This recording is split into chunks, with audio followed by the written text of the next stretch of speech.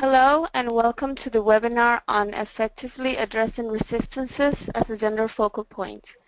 This webinar is organized jointly by the UN Women Training Center and the International Training Center of the International Labour Organization. Today we will be discussing effective strategies to address resistances within the gender focal point work, as we understand that dealing with resistances to the incorporation of a gender perspective into programmatic and operational activities is one of the biggest challenges faced by UN gender focal points around the globe. Your panelists today are Alicia Cipher, Training Program Coordinator at the UN Women Training Center, and Johanna Elorti, Senior Training Officer on the Gender Department of the ITC-ILO. We will also be sharing with you information about our upcoming course, Empowering Gender Focal Points. Please use the question box provided on the GoToWebinar window to ask any questions you may have. We will take notes and answer these at the end. This webinar will be recorded and we will share with you via email both the recording and the presentation after it concludes. I will now hand it over to Alicia Cipher so she can begin her presentation. Thank you very much, Anel, and thank you everybody for participating in this webinar with us today so that we can share interesting information and discuss a little bit more about the role of the gender focal points. Today we would like to talk about the role of the gender focal points as change catalysts. We are going to address the issue of addressing resistances to change. What can we do? Because we all know that when we want to start mainstreaming gender, we often face resistances. So what can we do to effectively do so? So gender focal points have many roles, but one of them is to initiate change, to motivate everybody to mainstream gender. So we will think about the role of the gender focal point with this focus. Then we will look at what resistances might occur, and many of you will have a lot to add to these resistances. And then we will jointly look at some effective strategies to address these resistances. I hope that this presentation is based on both on the research, the work, and also the documentation of many of the experiences that we have collected throughout the years in the Gender Focal Points course. So we really welcome your comments on these issues, the strategies that you use to address resistances, the issues that come up also. So feel free to ask questions, as Anel pointed out, in the question section, but also to send your comments. Please tell us what you do, because this helps us build collective knowledge around addressing resistances. And although we are talking today about gender focal points in the UN, and the course that we're later going to discuss is for gender focal points in the UN, we all know that these are issues and situations that happen when we're really mainstreaming gender. So let's go and think a little bit more about these issues. Okay, so what we wanted to share some ideas about change. Change is not a very easy thing to do for none of us. A change process is always gives us certain uncertainty because we are more comfortable with what we know how to do. We don't want to change, even as in this first cartoon, the worm will turn into a beautiful butterfly, but still change might, we might be more comfortable with the way we are. And in the same way, in the second cartoon, we see how, well, we want to be bold, innovative, but we still want to continue doing what we have always been doing. So, but the thing is that gender focal points have the exact same role to initiate change, to promote change, and this is what this is what causes problems. So what is the role of the gender focal points? We know that gender focal points might have very different roles, also depending on where they stand in an organization, in which section, if they are operations, because we know we have gender focal points for programs, for operations, for administrative staff. Many times gender focal points sit in the human resources department. So it depends if we're in headquarters or if we're in a country office or a regional office.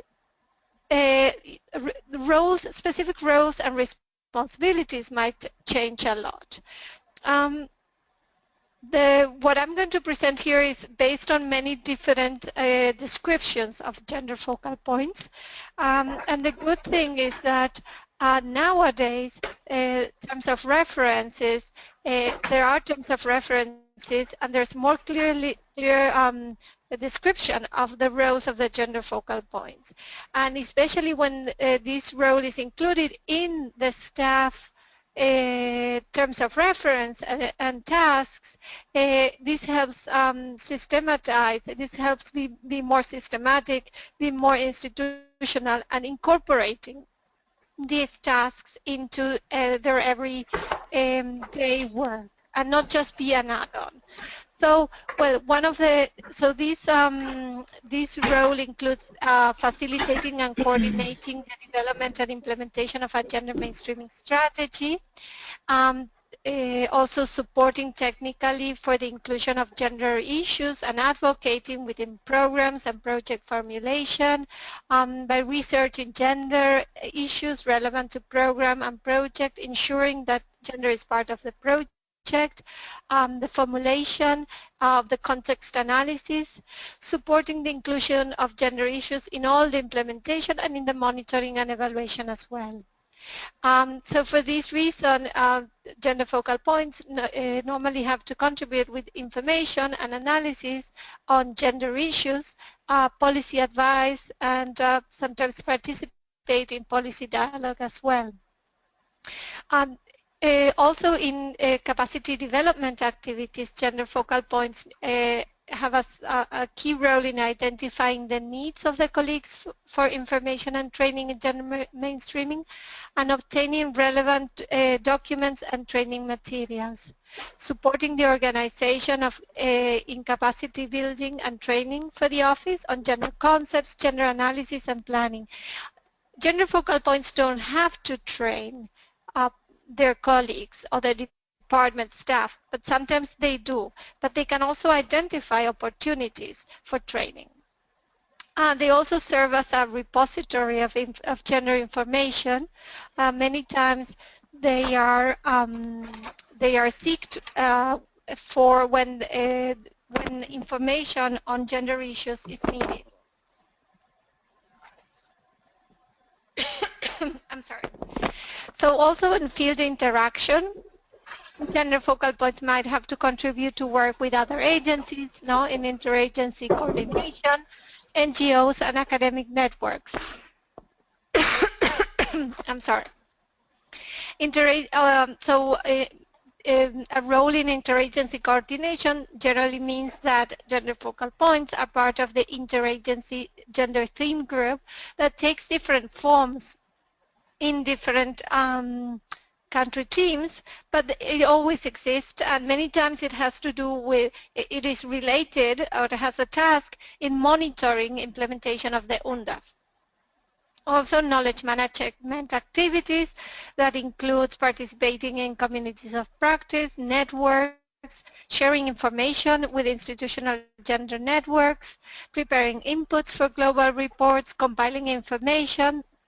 So, as you see, there's a lot of everything, not a little of everything, and it's a very vast role. But for all these things, there's always like something new that the gender focal point is introducing. So this is where resistances might arise because we're asking always colleagues and other staff to do things differently. So what are the challenges? What happens? when when gender focal points try to do all this. As I was saying, the gender focal points course that we will also be presenting later in this webinar is a course that was developed and implemented both by UN Women Training Center and by the ITC-ILO, the International Training Center of the ILO, and it has been implemented together since 2013. In these years, we have almost around 300 gender focal points that have been trained, and we have been identifying and documenting the challenges that the gender focal points face in their day-to-day tasks. Some of these challenges relate to gender not being a priority in real terms. Although agencies have commitments, we are aware of them, to gender equality, many times in program implementation, in operational activities, or in emergency contexts and situations, there's a tendency to try to respond to the urgency, and there's no time to incorporate what is seen as something new, as something that is an add-on. And although we're slowly seeing changes, many times we say, well, we don't have time for gender, especially in emergency situations when we know that including a gender perspective actually saves lives and makes our programs more effective and helps us improve and enhance the impact on development issues as well. So this is also linked, I mean, this idea to the lack of skills and capacity to mainstream gender, or to what we sometimes assume, sometimes it is assumed that gender involves women's or girls' issues. So when staff and personnel have all the capacity and know how to mainstream gender, well, it's like having the gender lens on, as well as we sometimes say. It is not something that is an add-on, it's just the way to do things. Oftentimes also there is a problem with the seniority. Although this is slightly changing because the UN SWAP requests gender focal points to be of a certain level. Gender focal points many times are the juniorest, and they lack seniority that is needed to enforce commitments. And most of the time there's little time, they have little time also to do to be able to implement them function. There is a lack of time for staff to reflect and be able to incorporate and build on their capacities to implement gender issues in the work and to have a fully gender approach. And also for gender focal points, many times they don't have all the time they would like to support their colleagues or to perform their duties as gender focal points. Accountability is linked to all these issues and to the seniority, and we will see how we can afterwards, we will see later how our accountability to gender issues can be strengthened, even from our own, even without having major structural changes. A lack of data and evidence-based analysis can also be an obstacle. Many times there's no gender-sensitive data that can be used to incorporate to context analysis, and that can help us mainstream gender in programs and projects. And then coordination is important. Gender mainstreaming generally involves interagency coordination or coordination with different organizations and partners, government departments. We all know that when we are doing coordination, when we are involving more instances, it is also something that is more difficult. And then there's the issue, last but not least, of cultural resistances. We know that changing mindsets is key to a transformational change. Gender mainstreaming is more than just filling in a form, ticking on boxes, or complying with a checklist. the checklist and knowing all the steps is important, but if we don't have the change in mindset, it will be very difficult to really effect that transformational change. And many times it's like the issues offer a resistance, a barrier to changing what we're doing, because we are talking about gender, and this in itself is a challenge. This in itself has poses a barrier and a resistance as well. Okay, so also resistances can happen within organizations, not within individuals. Well, we all hope that as change is something difficult, that involves more effort, that poses a certain uncertainty. Many times we just don't prefer that change just doesn't happen. Well, maybe it will just happen by itself. We will not have to do anything about it. So some things that happen is that there is a denial for it, as it would seem that, okay, no, but this doesn't happen in this organization. These issues don't exist. There's no gender discrimination in this organization. Also, for example, there's an organizational marginalization that meaning that gender is the least important, least funded and department with the least resources and human resources as well. This is also one way for marginalization, for one way of resisting. Programmatic marginalization means that the issue is solved with individual actions. For example, we have a project that just addresses women, or we have a small activity that addresses women, and it's very specific and it's not related or included in the gender outcomes and outputs, so it's not really visibilized. Lack of information of our expertise, for example, having not enough resources or not specific tools to collecting information that is gender sensitive. Also, well, the issue of the complexity of the problem itself.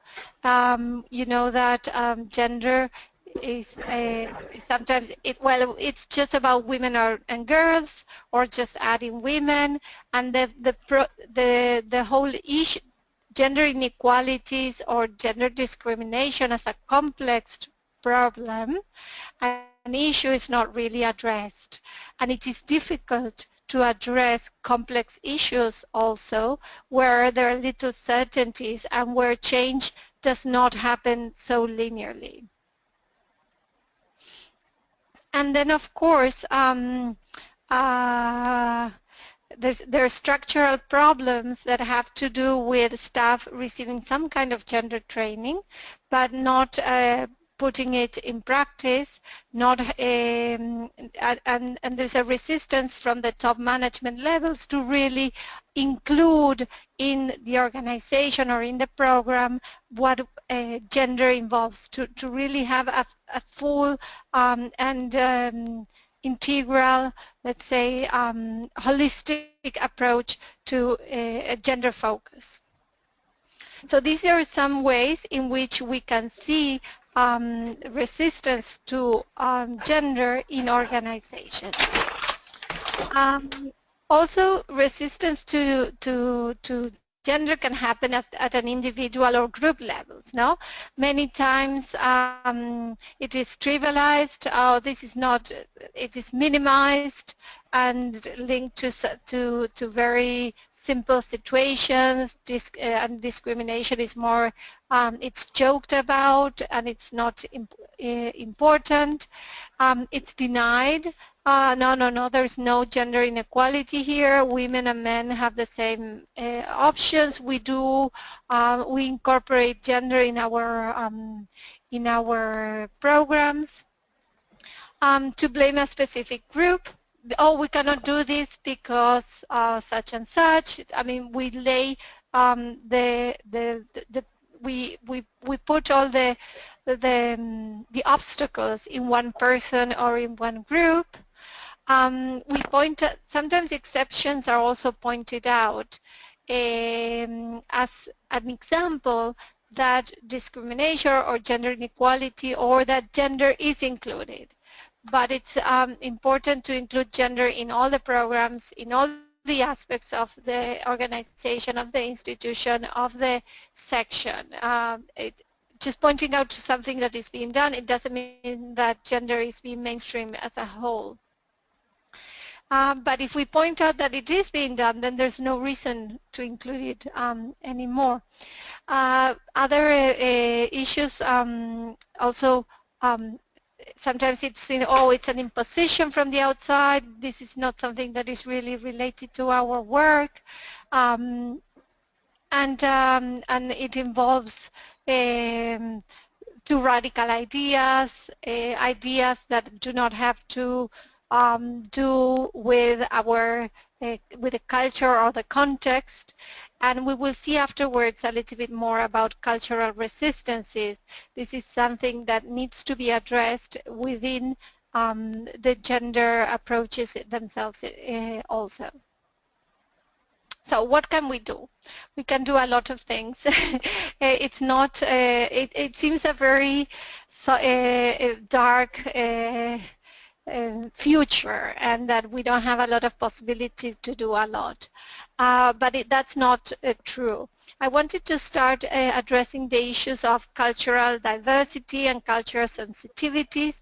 We do work in multiple contexts and characterized by very different social and cultural realities. And many times gender challenges, gender equality, women's empowerment issues, challenges the cultural reality. But I would say that gender inequality, women's empowerment would challenge almost every culture and every society, because we know that there is no inequality. I mean, there's very few countries have a very advanced or high index of gender equality, and gender roles that are patriarchal and that discriminate on women are alive in different ways and can be seen, and the effects of these can be seen in different countries. So the important thing is that we understand that there is a cultural link between inequality, but that the work is done also within that culture, and that it's not just an imposition because we say so, but that there is a human rights framework that involves that frames the idea of gender equality and women's rights. Changing mindsets, it's obviously like the most difficult, and it's a long-term aim, but I think that that it all, I mean, the arguments can also be done, can also be elaborated so that they are religious and culturally respective within a human rights framework. When it's, as UN, we have a basic framework, which is the International Human Rights Framework, and this is our also limit. Like, it could be culturally diverse, but well, we have to comply with human rights. This is a very good framework for our action. And then we also have to think and always propose that culture is not static, and it has always changed a long time. So so this is not a barrier for gender equality as well. This should, culture adapts to change, can contribute to it and not just hinder. And so this is very, very important. But then there are small issues because of, not small issues, important issues that have to be addressed, because we understand that in a certain cultures, certain uh, aspects need to be looked at, then we can have a more culturally and context-based approach to how we propose the changes that we are proposing, how we propose gender equality to become a real result, no, and something that is happening for real.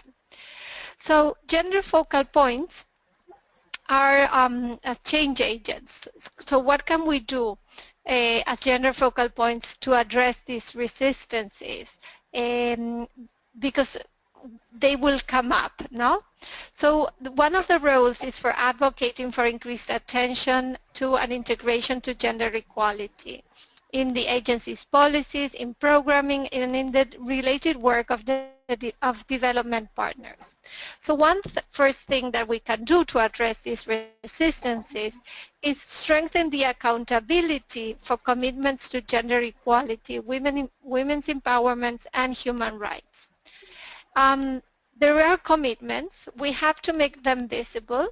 We have to have these arguments. Sometimes we always have, as I was mentioning before, the human rights argument and framework. This is our main argument, the basis for gender inequality.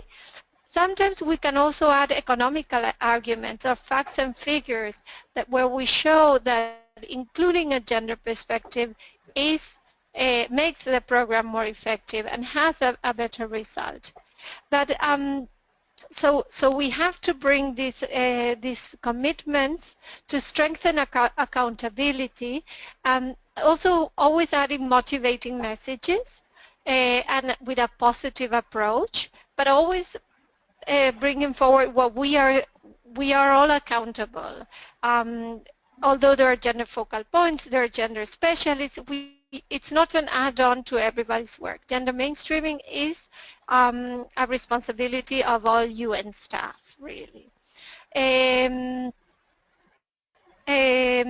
There's also another, many times donors have requirements, and they also demand for inclusion of gender issues. So this is also something that we can add to strengthen our arguments. It's important to, in general, all gender focal points are very passionate about the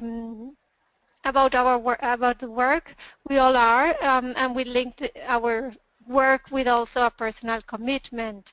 It's important to bring this up, I mean, to be able to articulate, to transmit the passion and the motivation, so that people also feel motivated, and to convey a strong message in this sense.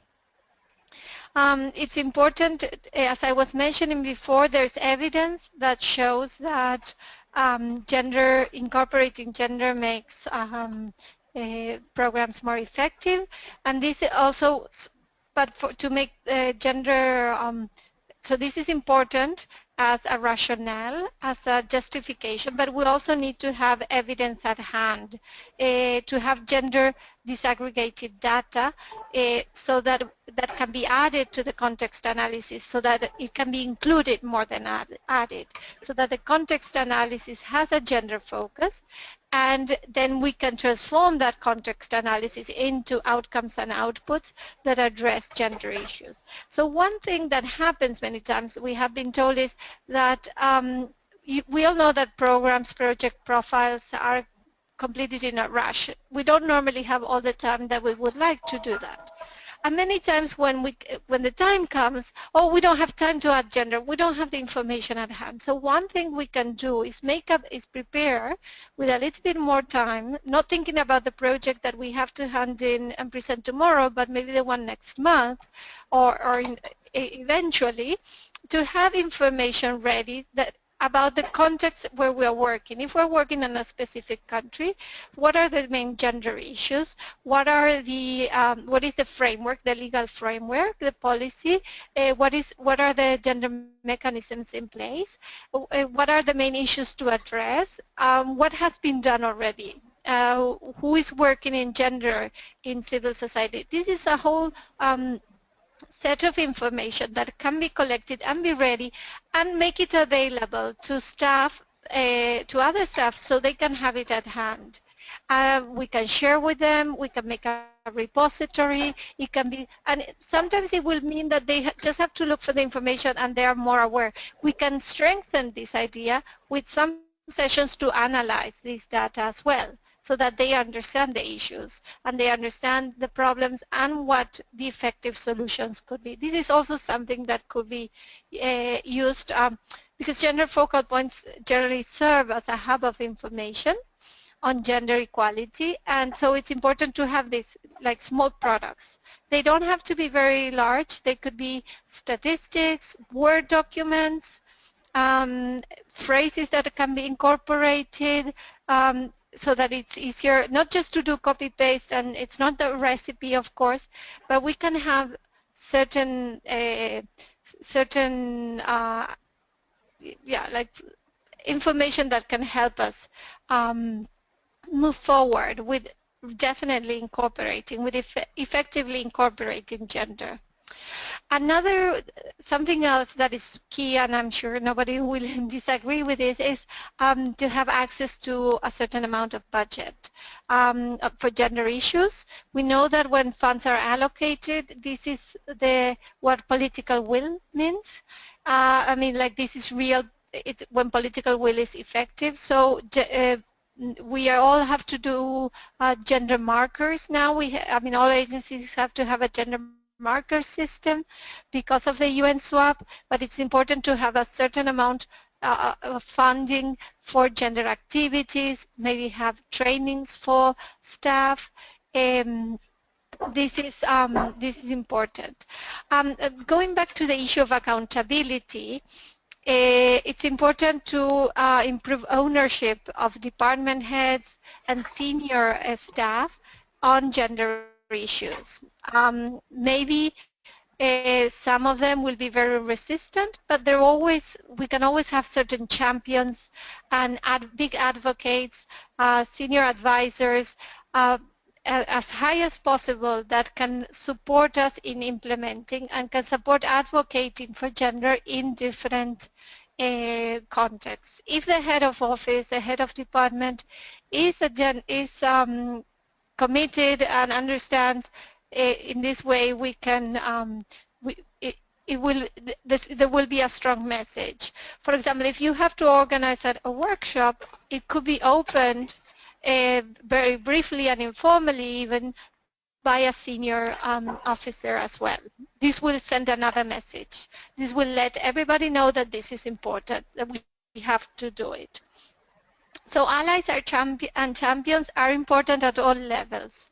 Being a gender focal point can be very lonely and sort of like swimming against the tide. So build a network, look for allies, and this is what we wanted to show with this slide as well.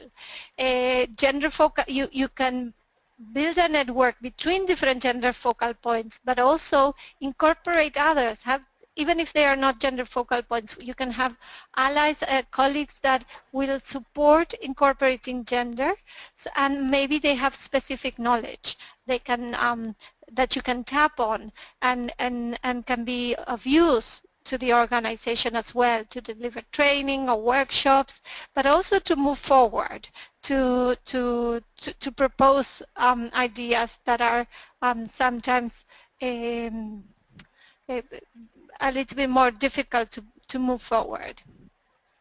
Another thing that is key is that we need to enhance capacity and understanding and awareness of gender issues.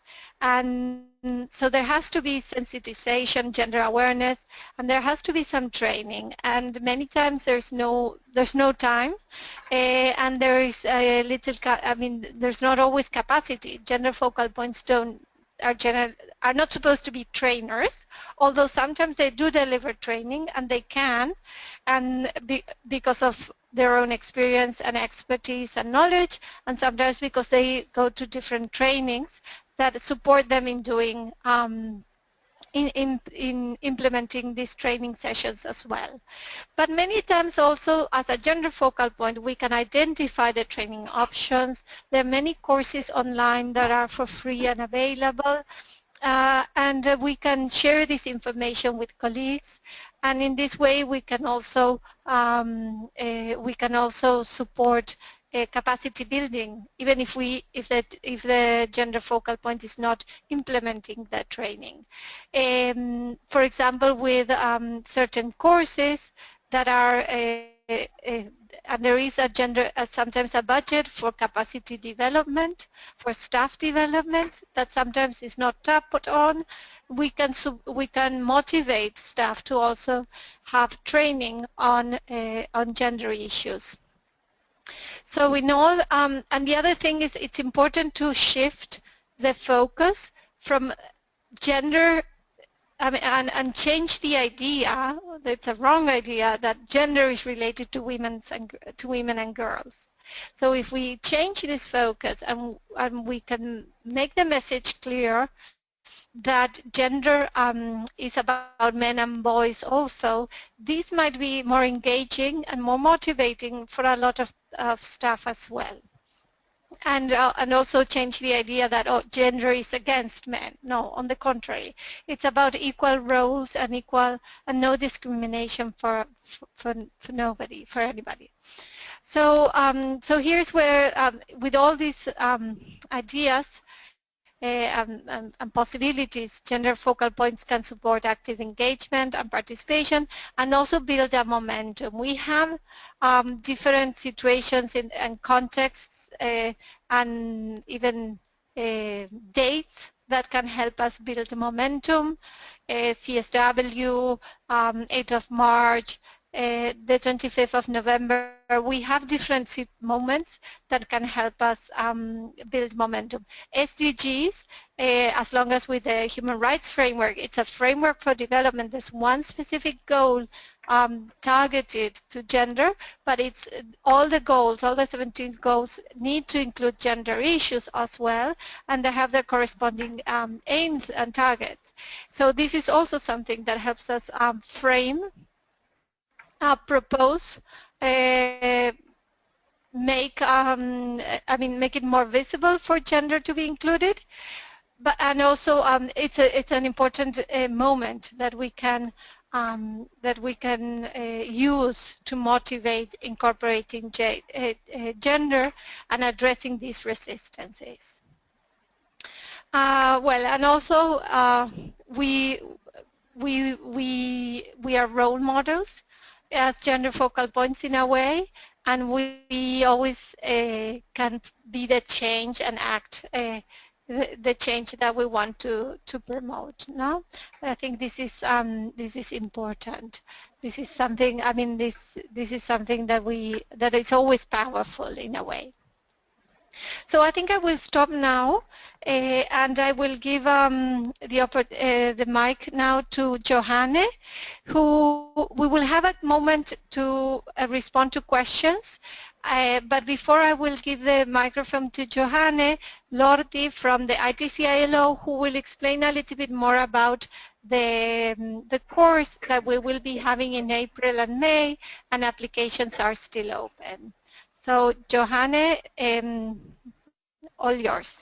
Thank you, Alicia. Thank you very much for this very comprehensive overview of the challenges and how to overcome them.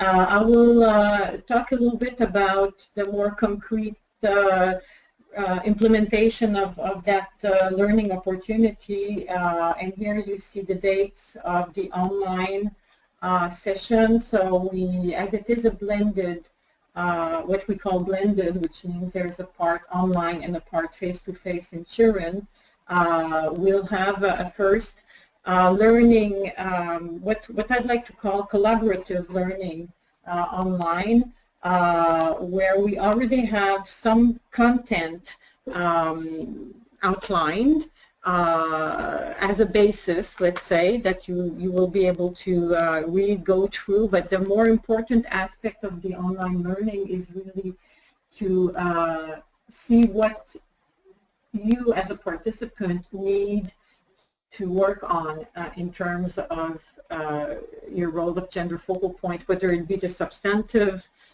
content, whether it be some tools or processes that you need to look at. So that moment, it's 3 weeks, so it flies really quickly, but it's a good chance for us to first interact and see what we can build in the face-to-face as well to help you a little bit more. And we really are focusing on already building team learning during the online part. Technically, it's a asynchronous process, so you can log in anytime and participate in the forum that we have. We will probably have one webinar, maybe two, which we'll need to find a time that everybody can join in. And but the rest of the online is at your own pace, and throughout these 3 weeks, I think you can plan for let's say 4 hours of your time weekly to read, participate, and interact with colleagues and with the tutors. Then so there are 2 major goals of the online is really looking at the environment that we work in, and that by that I mean really looking at what are the reality for gender focal points, the rationale, and the global norms. And a second big objective is looking at approaches to strategies for gender mainstreaming. So, but then, of course, through the forum, other things certainly will come up and be added in terms of content.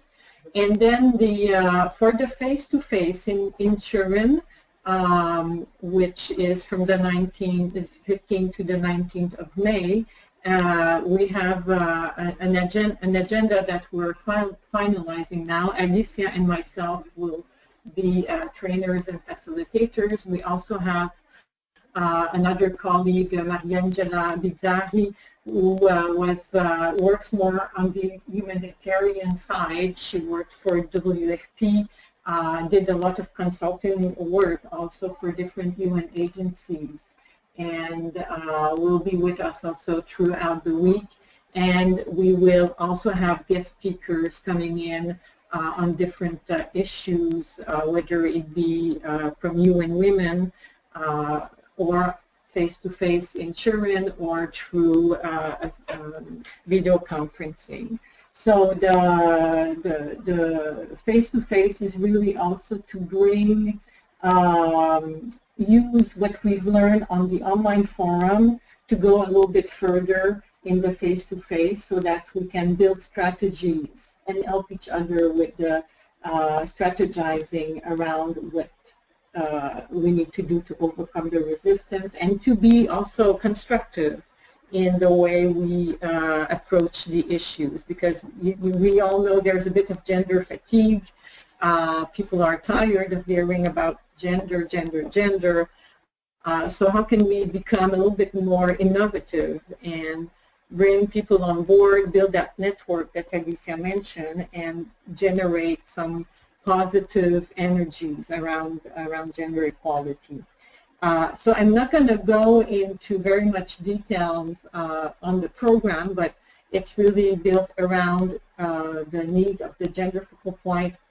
Alicia has conducted many tailored training for many UN agencies. We've done a lot of training for UN agencies as well, so the content is really built on our experience with UNIDO, FAO, UNCTAD, ITU, IOM, etc., and UN Women also. We did a training of trainers using that material. So it's very rich, and it's very grounded into the reality. We keep on talking about collaborative learning because the participants are coming from very diverse field of work, diverse agencies with different regional contexts. So I can tell you that for now we have about 20 applicants, selected applicants coming from IOM, UN Women, UNDP, UNOPS, UNESCO, FAO, ILO, and ONIS, and they're coming from various country offices as well. So there's already a good diversity among the participants, and a lot of interesting, let's say, learning objectives that participants have told us about. So I don't want to, I'd rather take some questions or the comments rather than going into more details on the content, because I think what Alicia you mentioned is also very relevant and is really central to what what we will be focusing on. So of course we will touch on the major normative instrument, the CDAO and the region platform and the SDGs. We need to work with that and understanding what's the pressure. And in terms of the resistance, we will also look at that. There's also an interesting approach that's been developed from a Stanford professor, which addresses the frozen middle. Very often we have top directors, SGs and DGs, championing gender equality, and you have gender focal point agitating there, but we have this middle managers level there that are caught in between, and they need to operationalize the gender agenda. And I think one thing is they're not sure how to do it, so it's not moving. And another let's say level of resistance is they have so many other things to do, just like Alicia mentioned. So there are some very interesting research also being conducted, and that we will also talk about during the face-to-face and in the online.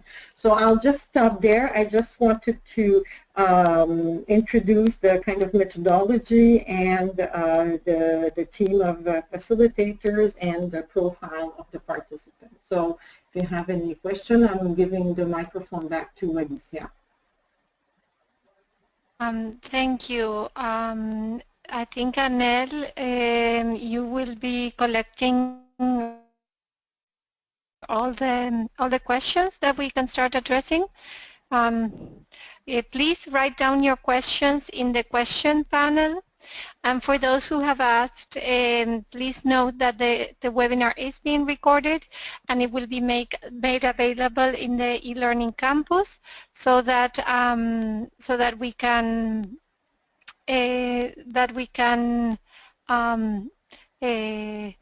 anybody who hasn't been able to be present today can also benefit. You can share with others and those who have had to leave before as well. Okay, thank you, Alicia. Can you see the questions up on the screen right now? Yes. Okay. So I think I will. I have been looking at them, and I will try to address some of them as much as possible. I think, Johanna, if you agree, I will first respond to some questions more on the content of the presentation, and then if you want to add something, and then we will go into the questions on the course. There's one question about if the correct title is gender focal point or focal point for women, and if there is a transition in UN documentation moving from one title to the other. There are maybe two or three things to point out in this. I think it's a very good question, thank you, because on the one side we are moving from women in development to a gender in development perspective where we address gender issues that are, and somebody said that we shouldn't say gender issues because it looks like a disease, and I agree, so I'm not going to say it. I'm going to say that we want to address gender inequality, and we want to include gender equality and gender and women's empowerment in our courses. So one thing has to do with this. We're not just focusing on women. We are focusing on gender, on incorporating gender equality to our programs. This is one difference. The other difference is that being a focal point for women can also have a different meaning that it has to do with advancing women's participation within UN. Because we all know, and this could be a whole other presentation that maybe we should do at some point, but not ourselves, but invite somebody from UN Women Coordination. We all know that there is great inequality, just as everywhere else in the world, where there's no gender parity, and where we see that there's less, that the participation of women in leadership positions is not what we would want to. Let's say it's not half and half. There's no equality of participation. Sometimes the focal point for women has to do with advancing women's participation at all levels and reaching parity within the organization. So that's another, it's another role. It doesn't have to do with incorporating, it has to do with incorporating a gender perspective into the organization, but it has more to do with advancing women's rights. Because although we have a gender focus and we focus on gender equality, it is true that those that are disadvantaged are women. So although we have a gender perspective where we want to have equal roles for men and women, and for, I mean, not just in a binary sense of gender, but including the whole perspective, we also need to focus on those who are disadvantaged. So we need to, so that's why sometimes focal point for women might have that that connotation. In the UN SWAP framework, where one of the indicators, the UN SWAP, you know, is the UN system-wide action plan for gender equality and the empowerment of women. There's one of the indicators is to have a gender focal point network. There, the term gender focal point is used. So I hope that I have been able to address this issue regarding interpersonal skills that a gender focal point needs.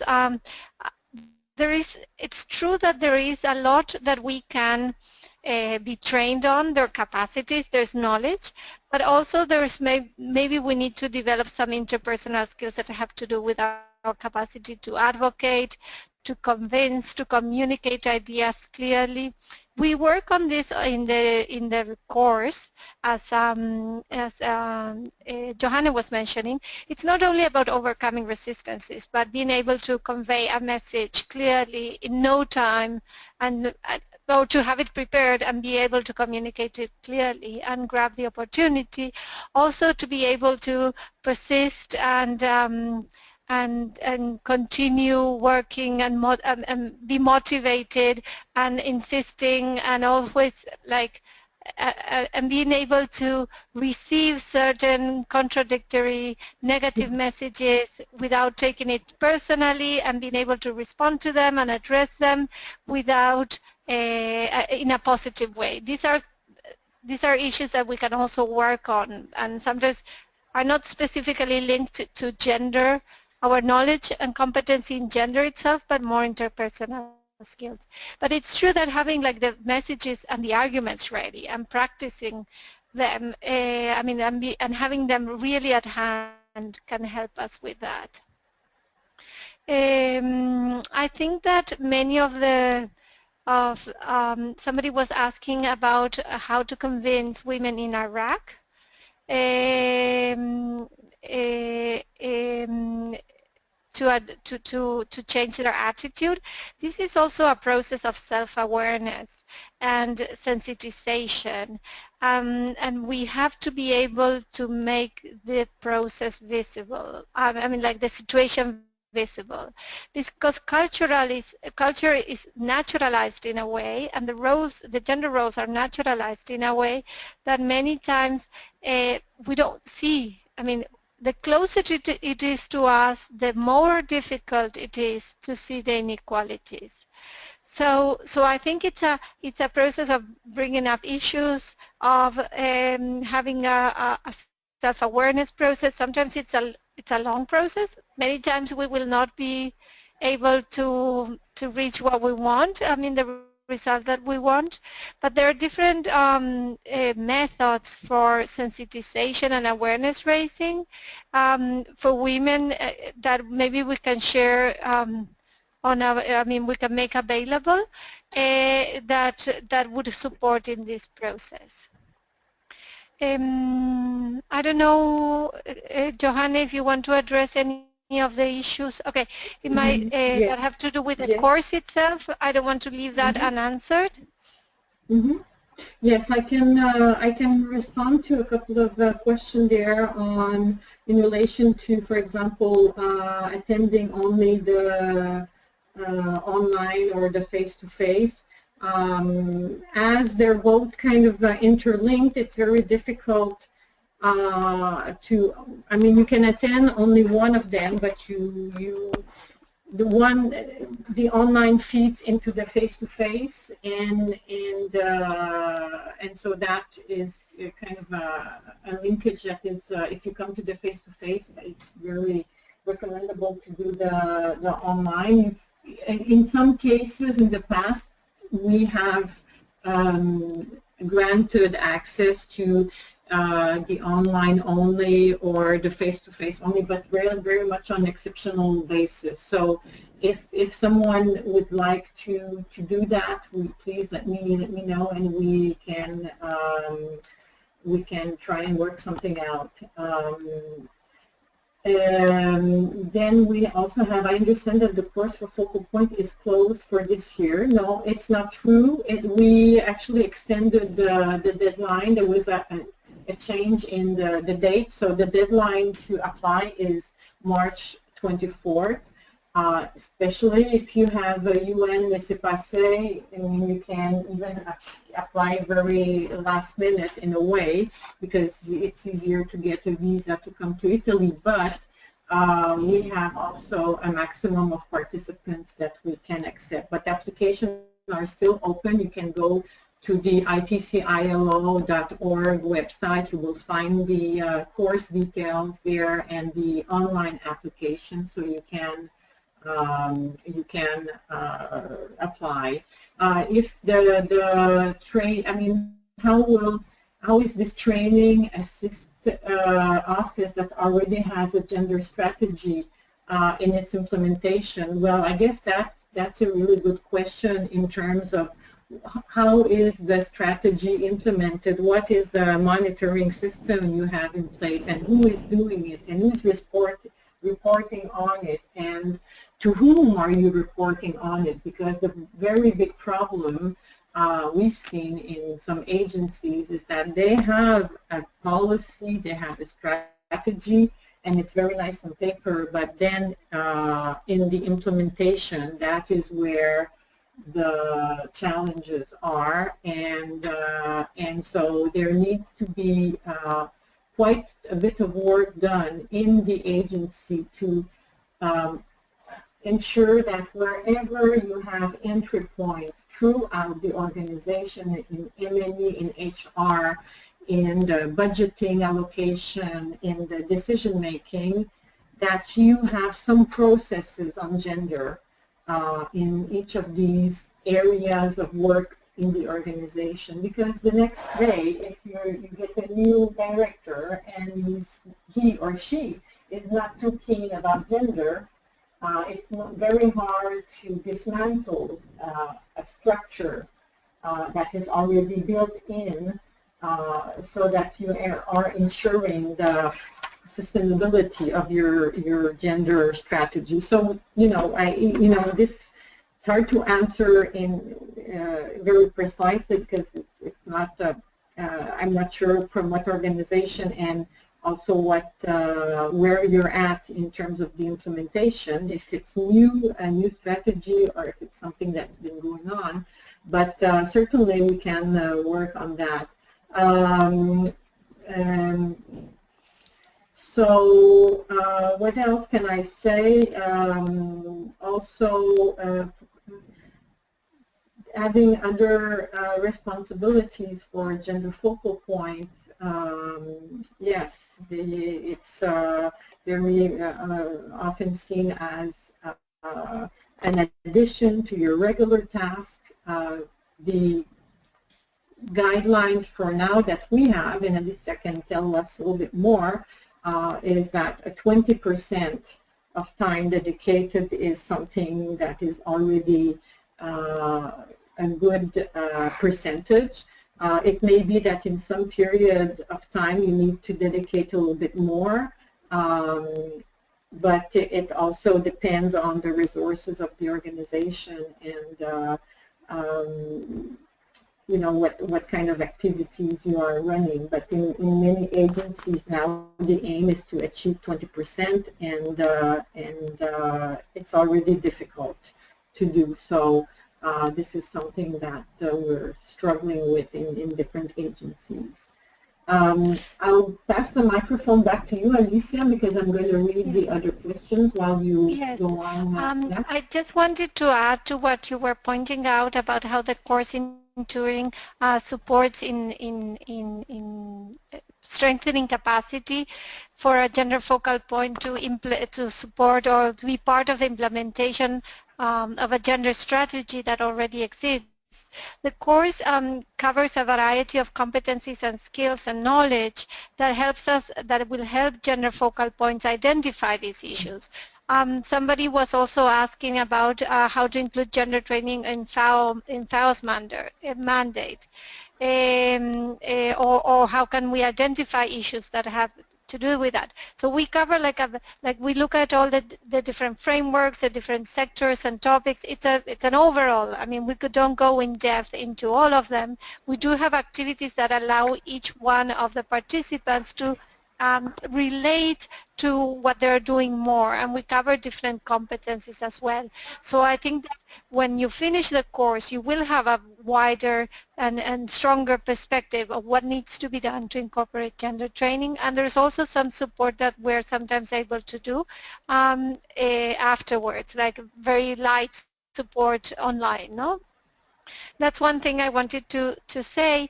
Regarding the gender markers, I wanted to let you know that UN Women has developed a module, an online self-paced module on gender markers. It's for free. It's available in the e-learning campus. It was done together by the UN Women Training Center and the Coordination Division that implements the SWAP, and it's part of the support for the implementation of the SWAP. And regarding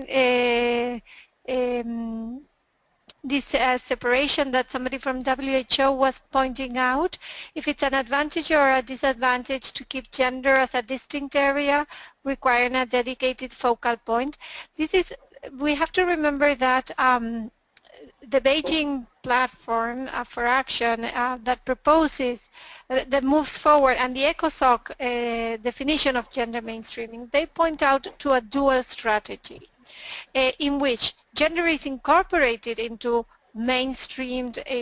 projects and programs. It's mainstreamed to all projects and programs, but sometimes we need to have a specific focused and targeted program, because we have some issues that are so discriminatory, we have so much inequality, or we have so much need in a specific situation that we need to address it through a very specific measure or program or project.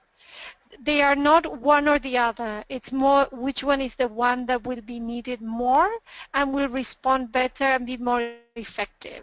And we know about this because we have done a good context analysis that has a gender perspective before. So there's no straight answer, one or the other. In certain situations, it might be important to include like a more mainstreamed perspective, and sometimes a more focused. That's why gender mainstreaming is more like an art rather than a recipe. It's creating the new dish, the new plate, rather than applying the recipe. Sometimes we can apply the recipe, we can adapt it a little bit more because we didn't have all the ingredients. But most of the times we need like a sound knowledge of what is happening and what the right strategies could be. I don't know if there's one standardized formal description of a gender focal Yes, point. yes, Uh, there is. but is it one single for all UN, or is No, it? there is one standard format with the kind of standardized task. It's not Okay, yes, and applicable, it's but it's adapted. accessible. You can use it, but it's not throughout the UN. And each agency, some agencies do not have it. Others have very different terms of reference. But there is one that I remember seeing with a UN Women Division in New York. Okay, so we'll make So, it available through the e-learning campus as well. We will share that, and if we have others from other organizations, we will also make it available. what I can say also, Yes. Alicia, there's a question on also from the FAO, have gender training to the FAO mandate. Yeah. We did some years ago, I think 4 or 5 years ago, a training for gender focal point in the FAO. It was a tailored training specifically for the FAO, and we did a couple of rounds of training. So that is possible, but you need to also check with your internal staff development and the department that is working on gender in the FAO. Yeah. And To add yeah, to that, I understand that there's a whole set of modules that you have that would be available online in the LMS. This is something I had learned from somebody at the FAO at one point. I mean, this is online self-paced modules, but yeah. sometimes We are it's useful as redoing, well. just to let you know that we are redoing our e-campus, so they are not online anymore. They will be in a couple of months. So, but it's a work in progress for now. And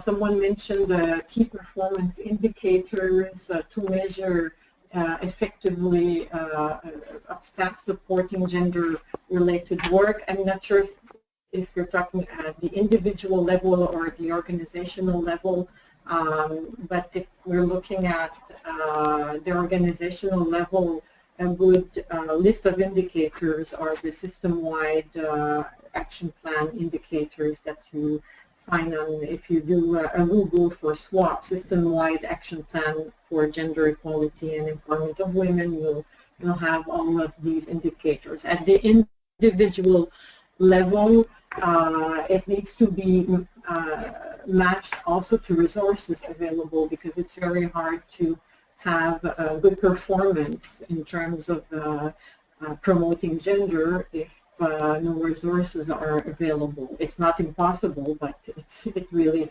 helps to have a bit of resources.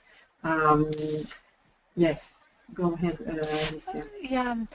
There is also a question about how to address rude or other trivializing comments and attitudes by our staff.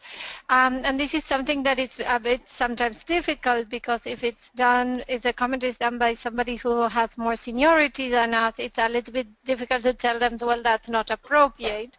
Although we should. If we receive a comment that we feel it's not appropriate, we should always say so, no? But sometimes there are power issues as well. I think that one way to address this is to try to prevent them to have some workshops for maybe biases, hidden biases, and or for sensitization workshops, so that people can see before they do. I mean, like they can start reflecting that this is not adequate.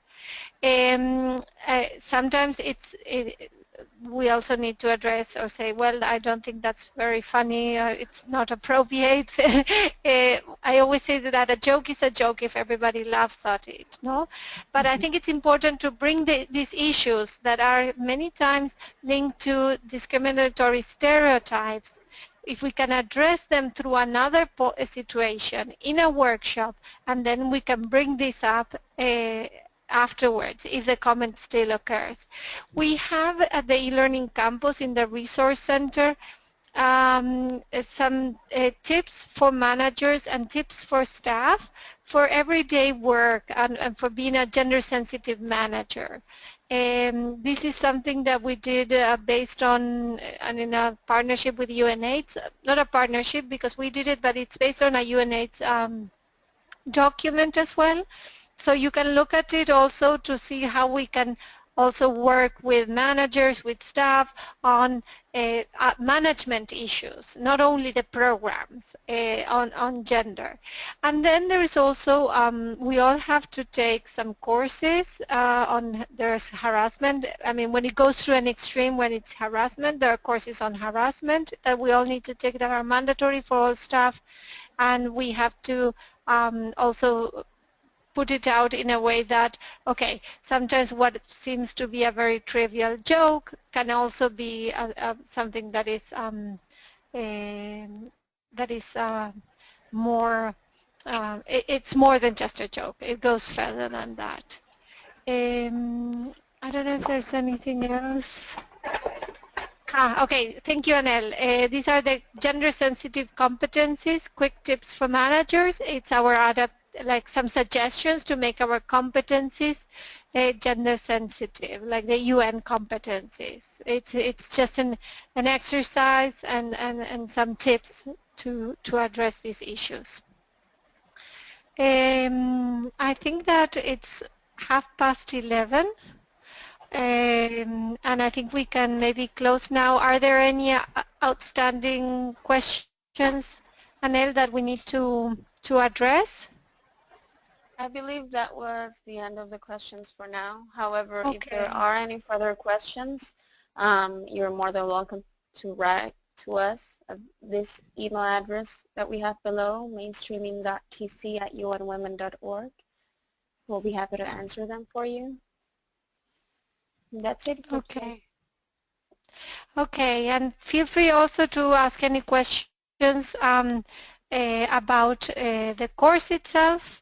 As Johanna said, registration is still open until the 24th. And I hope we can see many of you in that course as well. Johanna, would you like to say something? No, I think also if you would like to know more about them, you can contact us as well through the ITCIU website. So I think that we can provide more details by email. Okay, perfect. So thank you very much for everybody's participation. It has been great to share this session with you, and we hope to keep in touch one way or the other. A small announcement is that the e-learning campus has a community of practice, and we will be building a specific site for gender focal points in the community of practice. So stay tuned because we will let you know when this is open, and a knowledge sharing space as well.